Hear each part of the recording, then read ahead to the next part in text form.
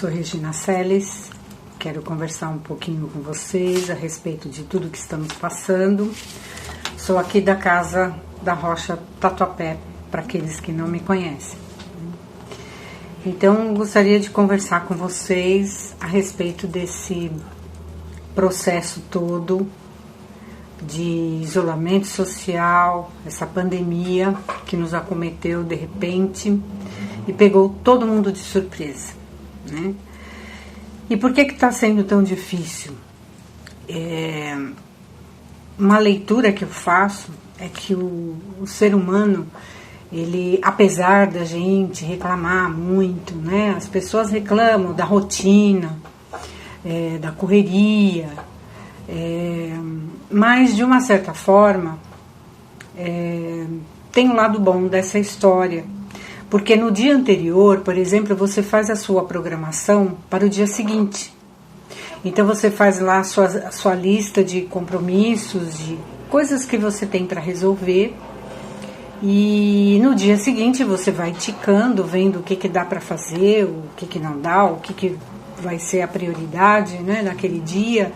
Então isso nos dá uma sensação de controle, né? Mesmo que seja uma sensação falsa, né? Eu digo falsa porque na verdade a gente não tem o controle de nada, né?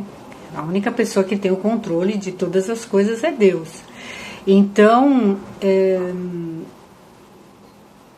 isso nos ajuda, né, a nos mantermos achando que a gente está controlando alguma coisa. E aí, de repente, veio uma situação onde retirou isso, né, do ser humano.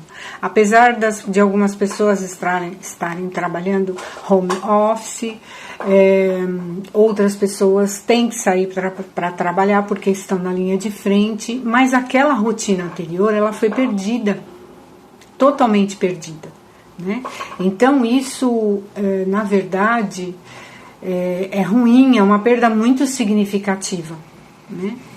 E geralmente essa situação de crise ou de não ter previsão das coisas atinge diretamente as pessoas que sofrem de algum distúrbio de ansiedade. Por quê? Porque a ansiedade? Porque a ansiedade ela provoca no ser humano a tentativa de prever um problema. O ansioso, ele quer saber de antemão, né, o que é que pode acontecer de ruim, porque ele detesta, ele não suporta ser pego de surpresa, né? Então, para evitar a surpresa, então ele se previne. Então, essa prevenção que dá para o ansioso, digamos assim, essa falsa sensação de controle que eu estava falando, né? E isso o acalma. E de repente isso foi retirado. Então é muito complicado isso, né? Então por isso que vem as crises, vem sintomas muito ruins, o emocional abalado, né?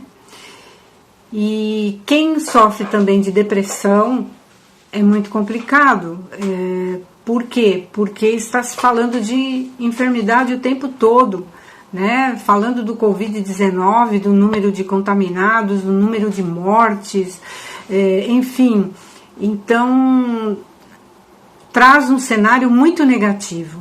E geralmente os pensamentos que acometem o depressivo são pensamentos negativos.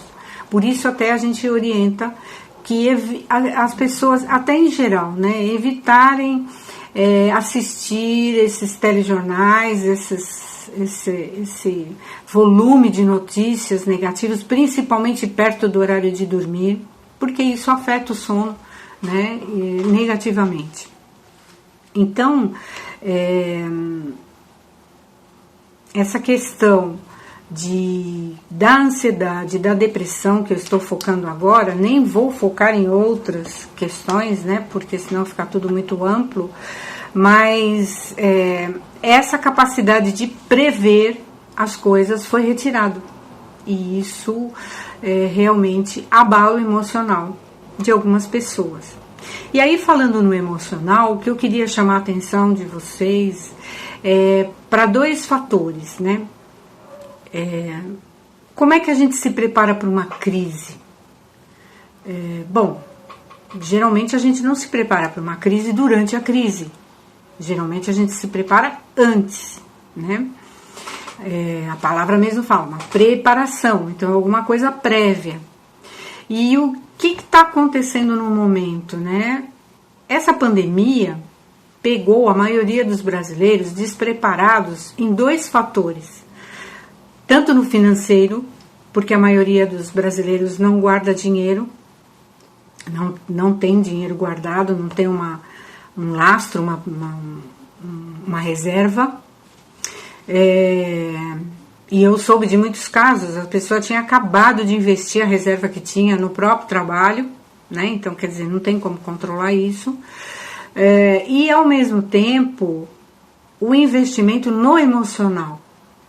As pessoas não investem no emocional, né? As pessoas têm muita dificuldade, principalmente os cristãos, de tratarem do seu emocional. Seja com terapia, seja com medicamentos, há um preconceito muito forte no nosso meio, né? Então, o que aconteceu? Pegou as pessoas com uma vulnerabilidade nesses 2 fatores, né? E são fatores que realmente abalam, né? A parte financeira e a parte emocional. E aí, o que foi acontecendo, né? Os problemas familiares, os problemas conjugais, né? Porque de repente as pessoas não tinham aquela fuga diária, né, do ambiente familiar, seja justificado por um excesso de trabalho ou pelas suas responsabilidades, enfim. Então essa convivência maior, forçada, isso acabou se tornando uma grande dificuldade, né? Então, o que eu estou convidando vocês é de vocês refletirem nisso, porque esta crise, ela é uma oportunidade de autoconhecimento, né? De você observar como você está, né? Principalmente, né, eu vou focar, até por ser psicóloga, eu vou focar na questão emocional. Como está o seu emocional? Como você tem reagido? Em que você é mais vulnerável, né? Qual é a sua maior dificuldade? Em que você se surpreendeu positivamente? Porque isso também pode acontecer, né? Porque a crise, ela tem 2 caminhos. Numa crise, ou a gente cresce, ou a gente sucumbe com a crise. Então, a crise, ela não é de todo ruim, ela também é uma oportunidade de crescimento, do autoconhecimento que eu estava falando para vocês, né? Então, de tirar coisas boas de uma situação tão ruim, tão difícil, né? E nós podemos fazer isso. Então, o que eu estou convidando vocês para refletir sobre isso. O quanto vocês se conhecem. E eu, quando eu converso com os casais, eu sempre falo que ao invés de a gente apontar o dedo para o outro, que é o outro que me traz dificuldade, não só nos relacionamentos, né, conjugais, mas é meu chefe, ou é o meu irmão, é ele que me atrapalha.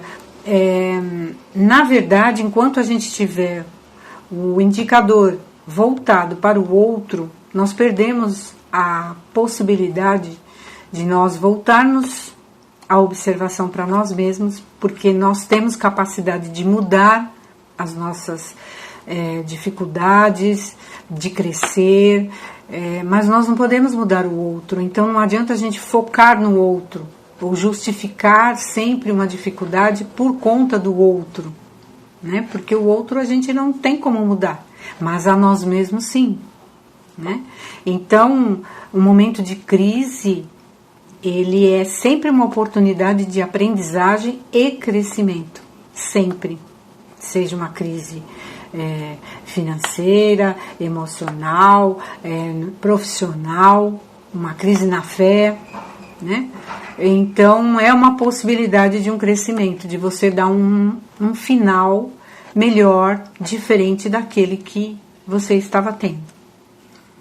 Então, o que eu estou querendo, estou convidando vocês a terem esse tipo de reflexão, de vocês olharem para vocês mesmos e analisarem, né, como está o seu emocional, quais são as suas prioridades, como você se trata, o que você investe em você mesmo, né? Porque a gente foi pego de surpresa com essa pandemia, com essa questão do Covid-19.